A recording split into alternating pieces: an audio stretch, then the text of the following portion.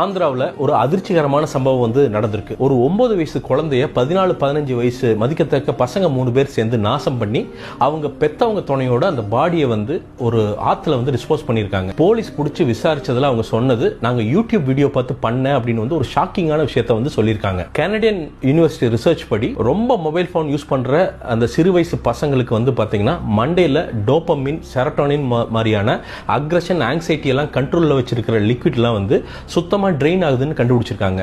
யூஎஸ்ல நடந்த ஒரு ரிசர்ச்ல மொத்த காக்னிட்டிவ் ஃபங்க்ஷனுமே வந்து பாத்தீங்கன்னா கம்மியாகி சைக்கோசிஸ் அப்படிங்கிற ஒரு நிலை, கிட்டத்தட்ட சைக்கோ பக்கத்துல போய் அது முடியுது அப்படின்னு வந்து கண்டுபிடிச்சிருக்காங்க. காஷ்மீர்ல நடந்த ஒரு ரிசர்ச்ல குழந்தைகளுக்கு வந்து போனை கொடுத்தா அவங்களுக்கு ஸ்பீச் வர்றதுக்கு லேட் ஆகுது அப்படின்னு வந்து கண்டுபிடிச்சிருக்காங்க. இந்த மாதிரி நிறைய கண்டுபிடிக்கல் வந்துட்டே இருக்கு.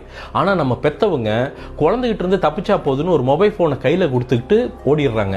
சாப்பாடை வந்து ஊட்டுறதுக்கு குழந்தைகளுக்கு மொபைல் போனு, அழுதா மொபைல் போனு, இல்லாட்டி வந்து ஐபேட் அப்படின்னு கொடுத்து பழக்கிறாங்க.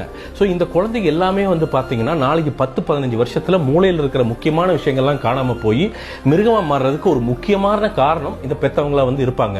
அந்த குழந்தைகளுக்கு ஒரு ப்ராப்பர் அட்டென்ஷன் கொடுத்து அவங்க கூட விளையாடி கூட வந்து சோஷியலைஸ் பண்ணாலே அவங்க வந்து மொபைல் போனை மறந்துடுவாங்க.